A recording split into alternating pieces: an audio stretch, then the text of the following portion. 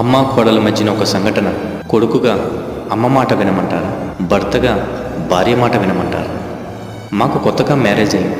కొత్త కాపురం, కొత్త సంసారం, కొత్త ఇల్లు. అదే ఇంట్లో మా అమ్మ ఉండేది, నా భార్య ఉండేది. ఒక్కొక్క రోజున నా భార్యకు ఒంట్లో బాగోలేదు. జ్వరం కంటిన్యూస్గా వస్తూనే ఉందంటే వారం నుండి తగ్గట్లేదు. భార్య కోసం నేను సేవ చేశాను. బాధ వస్తే ఓదార్చాను, జ్వరం వస్తే తడిగుడ్డ పెట్టాను. కానీ మా అమ్మగారు అంటారు, అరే నీ భార్యను ఎక్కడ ఉంచాలో అక్కడే ఉంచు. ఎక్కువ సేవ చేస్తే రేపు పొద్దున్న నీ నెత్తి మీద ఎక్కి కూర్చుంటుంది. ఆ తర్వాత నీ ఇష్టం అనేది. నాకు అర్థమయ్యేది కాదు. అలానే ఒకరోజు మా భార్య మెన్సెస్ అయింది.